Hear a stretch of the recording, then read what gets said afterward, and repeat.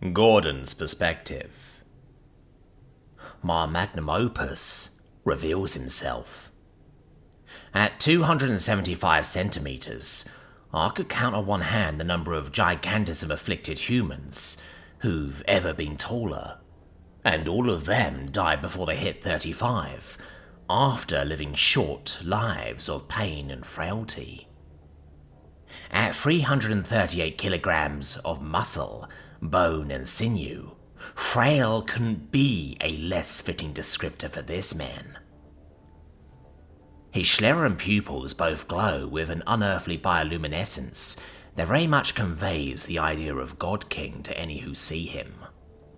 A thick, black beard and long, sleek, straight black hair both spill out from his skull, which, while at the more heroic proportion of 185 rather than the more normal 17, is still significantly larger than anyone else's, meaning I was able to expand his brain and, consequently, his intellect much more than I was for the rest of us, still giving him a cranium dense and thick enough to protect against a direct hit with a low-caliber bullet. Atop his luxuriant beard sits a proud aquiline hooked nose, which he insisted would make him look kingly and wouldn't look at all silly. His internals, mainly heart and lungs, all had to be significantly increased in both size and efficiency to account for the extra strain that servicing such an enormous body places on them. If I could have figured out a way to further fortify the extremities of his circulatory system without impeding their permeability, I probably could have gotten him another half a meter or so taller.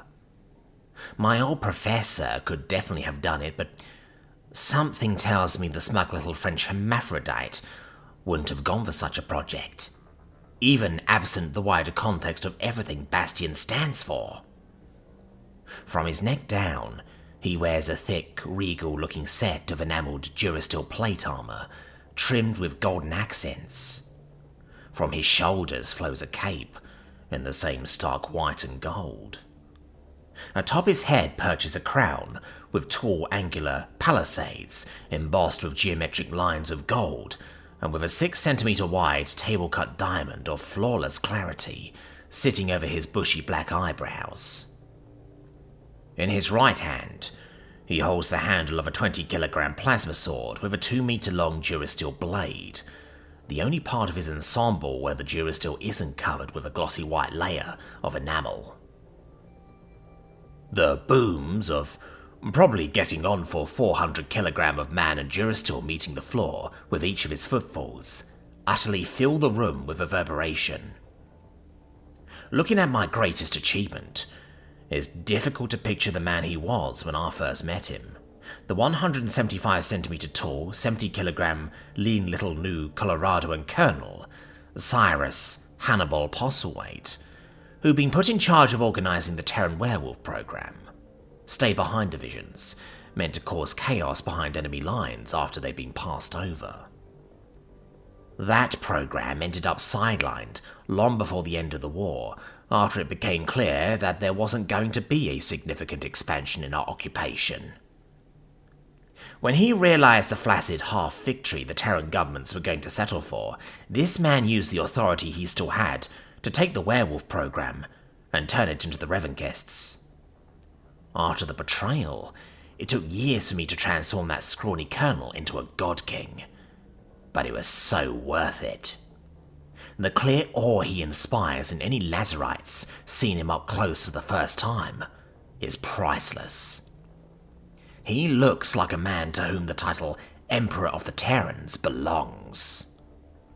When we found our way here, we negotiated with the local clan leaders to permit us to stay, with the promise that they can ride our coattails to a position of galactic domination alongside us.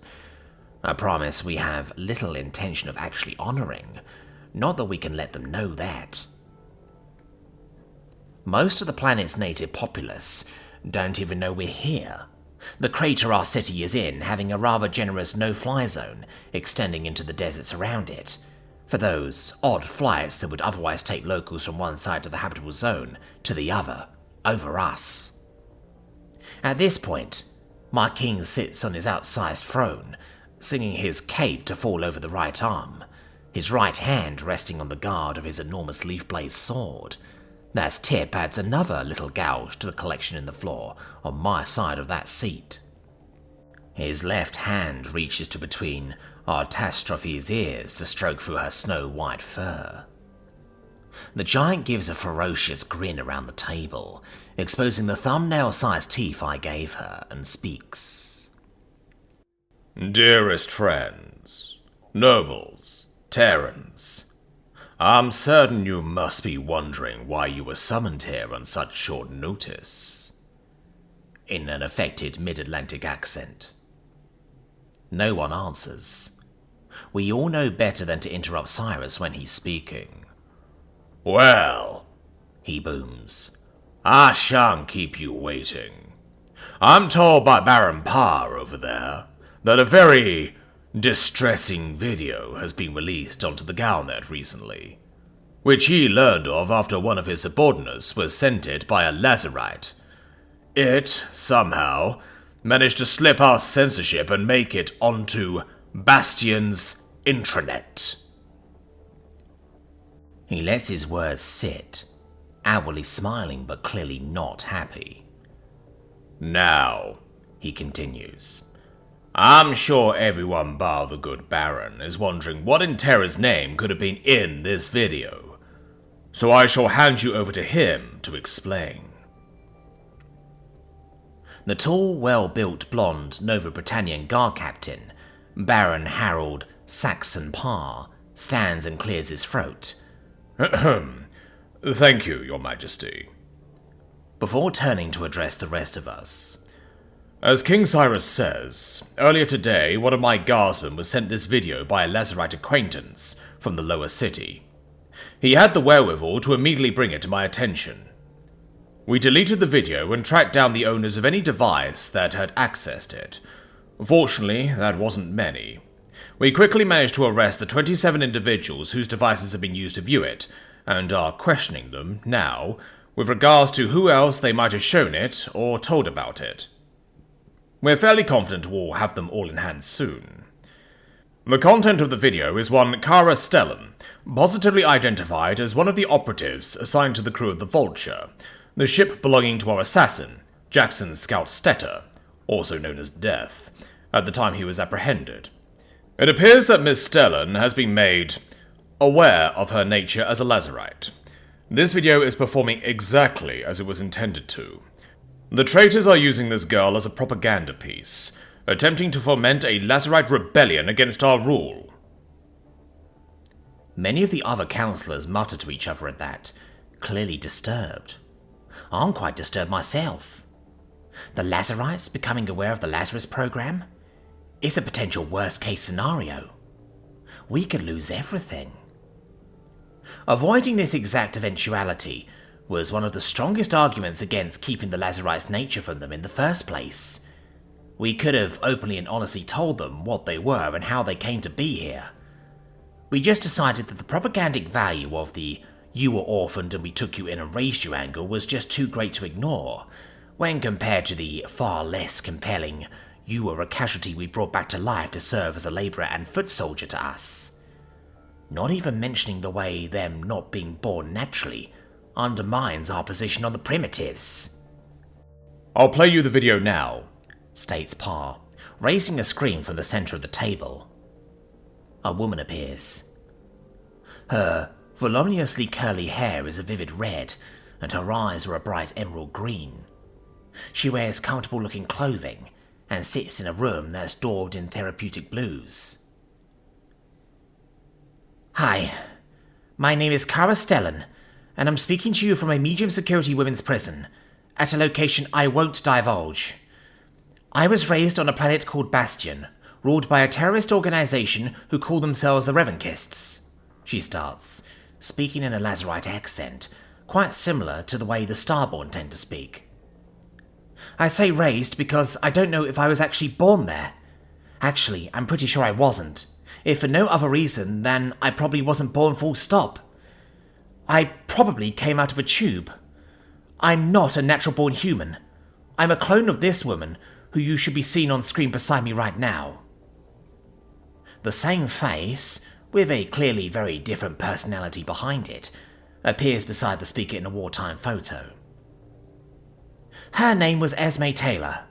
She was born Esme Reed on Earth on the 31st of October 2664 and died on New Australia on the 1st of January 2686 at the age of 21.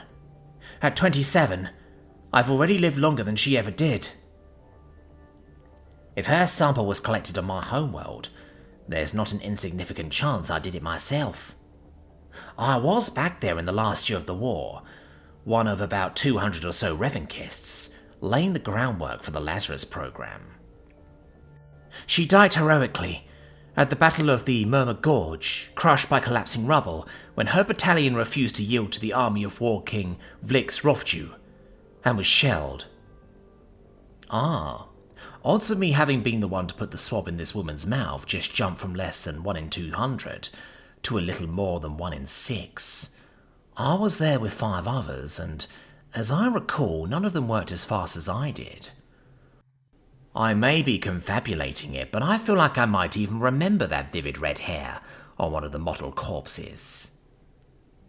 Now, you might be wondering how I know this. Well, that would be because when I was arrested, it was by her son, Victor Cuddles Taylor. Scowls and scoffs emanate from every counsellor at the mention of that poster boy for everything wrong with post-war Terrans. Heedless of our reaction, the pre-recorded girl continues. He recognised me, convinced me to get a DNA test, a test which proved I'm not her. Someone took her genes, edited out all the bits they didn't like, and grew me in a tube before handing me off to an orphanage on Bastion, to live the next 26 years thinking I was a war orphan, and that Garden Welders had killed my parents. Now, if you're watching this on Bastion, and I really hope you are, I just want you to know that unless you actually remember the war, there's a good chance you're like me, a clone, made as nothing more than livestock, meant to be moulded into the ones who made you's idea of a perfect little Terran. They don't care about you. They never did. I know you probably want to call me a liar right now. Hell, if someone had told me all of this last year, I'd have called them a liar for sure. But I'm not lying. They lied. They lied to you about everything. The galaxy isn't like they said. That's something it didn't take me learning I was a clone to notice. They said the Terran government was subverted by traitors, but if anyone, they're the traitors. They're the ones who went against the majority of Terrans' will for peace and started plotting to take over the galaxy to revenge themselves for the past. They're the ones who wasted time and resources skulking around battlefields, stealing DNA to make us, instead of helping out while the war was still happening. They're the ones lying, not me. I am begging you, stop listening to their lies. Stop doing as they say. Rise up and demand to know the truth. Escape, if you can, though I know that's easier said than done. If you can surrender yourself to Terran forces somewhere, they'll protect you. I know Bastion and the revanchists don't have anything like the resources to take them head on. She sits back and folds her arms. Now, to anyone not from Bastion who wants to do their part to take down an organization of slaving terrorists, this is all the information I can give you. Bastion is a planet, somewhere in the middle rim of the galaxy. The part of it I'm from is a desert, where it averages around 50 degrees Celsius and it's always daytime. I don't know what the dark side of the planet looks like. The city of Bastion is situated in a large meteor impact crater about 10 kilometers in diameter, with a prominent rebound peak at its center.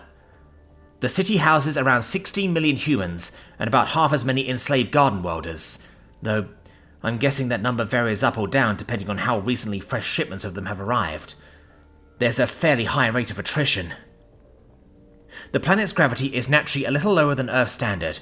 I say about 0.75 G, 1.6 galactic standard, 1.65 maybe. That's more or less everything I can tell you about it. I wish I could give you more to go on, but for obvious reasons, they don't trust most people who live there to know exactly where in the galaxy it is, much less give us access to ships that could take us on and off-world. All I can say is, It took me about 4 months to get from there to Citadel, but I wasn't driving or allowed to look at any navigation for the first 3 of those months, so I have no idea how circuitous the route they took was.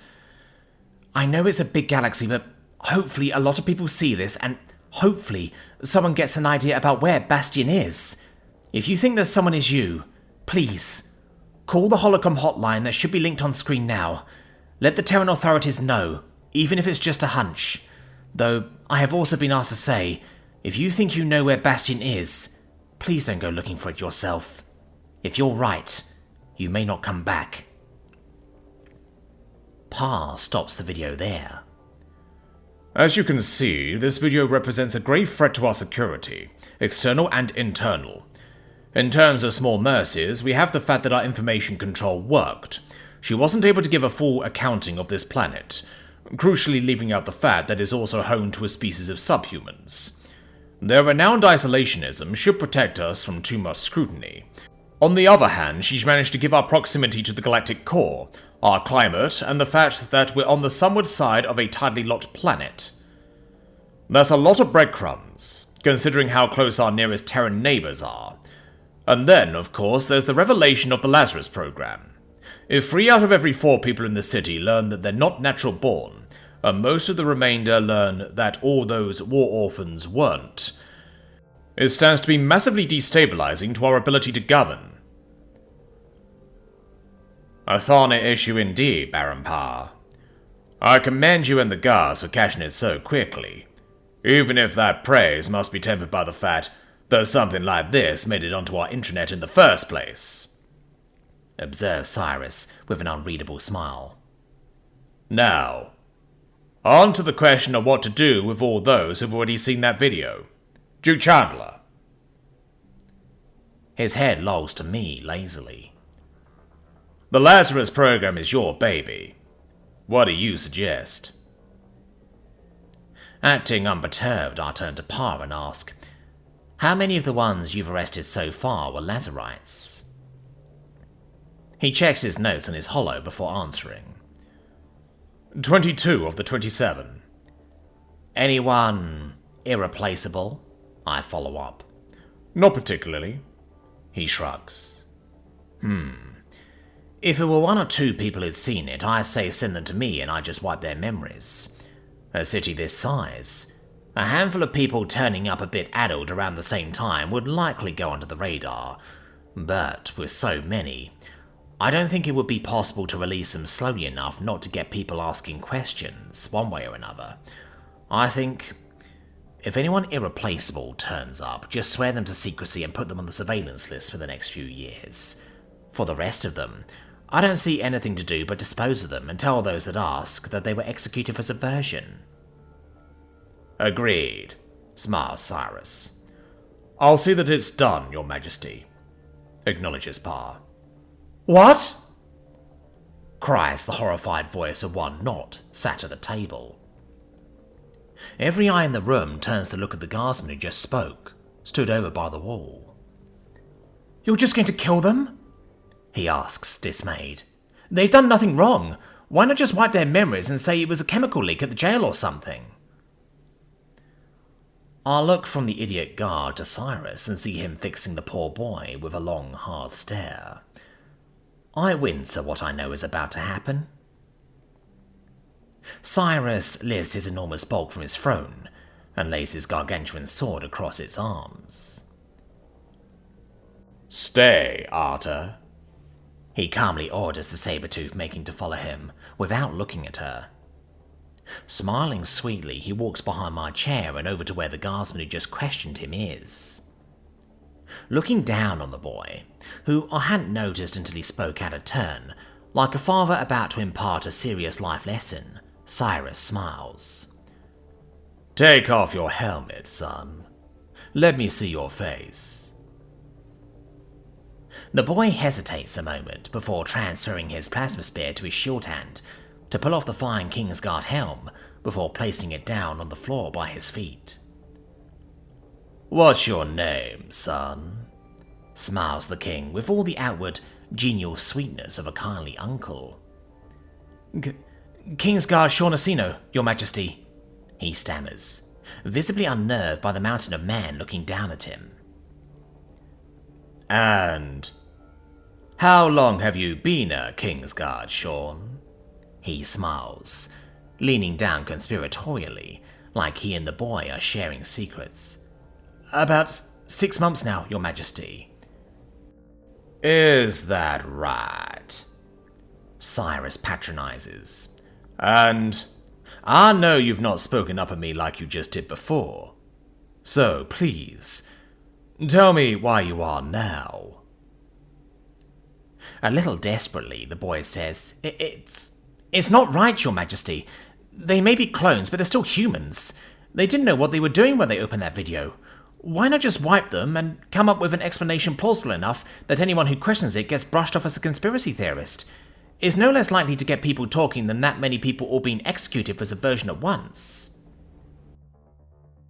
Cyrus's luminous eyes were closed, and his beard waggled up and down in a sagely nod as he listened to the boy's yammering.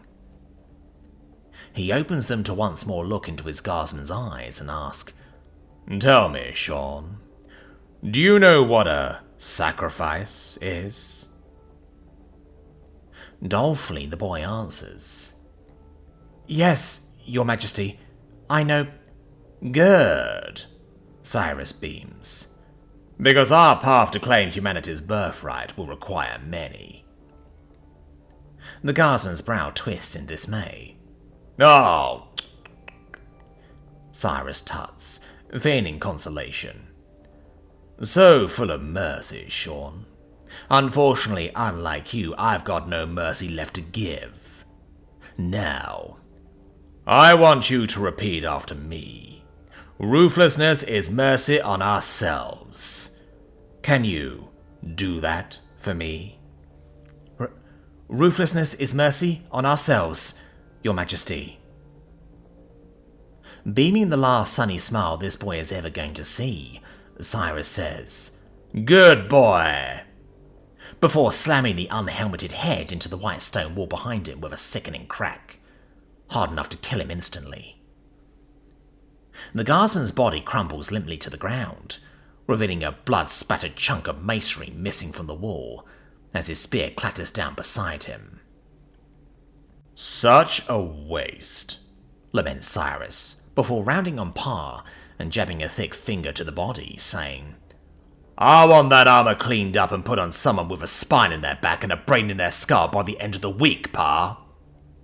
It will be done, Your Majesty, answers Pa, averting his wide eyes down to the table, clearly realizing how his subordinate's idiocy just burned through any goodwill he might have earned by taking care of the censorship lapse. Cyrus strides back to the throne to my left, picking up his sword and sitting back down, placing his left hand back between Artastratri's ears. So, Stoker, he barks at Cersei's hologram opposite me, all pretense of joviality evaporated. Do you think you can track down the prison this Stellan woman has been held at? Yes, Your Majesty, quite easily, but I would strongly advise against dispatching her. Smiles the uncanny face of the woman, seeming perfectly at ease. Oh? Not for mercy's sake, surely, he growls, gesturing over to the body on the floor to demonstrate what his likely reaction would be to such talk. She closes her eyes and shakes her head, still wearing that creepy smile, and softly says, Not at all. My reasoning is very much pragmatic, Your Majesty. Then explain it, orders Cyrus simply. Well, right now, the majority of those outside Bastion who see that video have little reason to take her seriously, and little reason to care. If we break into that prison to kill her, all that we'll achieve is making her story 100 times higher profile, and 100 times as credible. The traitors also won't have released that video until after they were confident they had everything useful out of her. There's no point in spending energy to lock a stable door when the horse bolted so long ago. She explains with effortless grace. Cyrus studies her for a moment before cracking a smile and saying, And that's why you're my mistress of whisperers, Stoker. Apparently satisfied. Let her languish into obscurity, then. Cersei smiles and, in her sensuous half-whisper, says, "You're too kind to me, your majesty. While we are all gathered here, I myself have some intelligence to relay from Citadel." He extends his hand to her and says, "Please, Duchess. Good news, I hope." The dollish features of the face I gave her perform a complicated dance before she answers. "Some bad news first, I'm afraid. While I was playing with one of my little toys from the UTCIS earlier today, he told me that Jackson Scout Stetter is dead." Cyrus sighs. Well, that's disappointing. He was a reliable agent until he went chasing after that white whale of his. But I had sort of already written him off when he failed to make contact after his breakout. "But, your majesty, those weren't the only sweet nothings my little plaything whispered to me. I think I may have a potential solution for our Durasteel problem." Cyrus sits bolt upright, as do I, as does half the room. Our inability to make Durasteel with the limited resources on this planet, restricting us only to what we originally brought here and the small amount we can smuggle in, is one of Bastion's longest-running bugbears. "You have my full attention, Cersei," says Cyrus. "Tell me what you need." She smiles and bats her two large eyes before answering, "Actually, your majesty, while I appreciate it, the one who needs to be saying that right now isn't you." She extends her hand across the table and pouts. "Is the unrequited love of my life just there?" I frown and splay my fingertips against my chest, cocking my eyebrow quizzically before asking, "Me, Cersei? What could I have to do with solving the Durasteel problem?"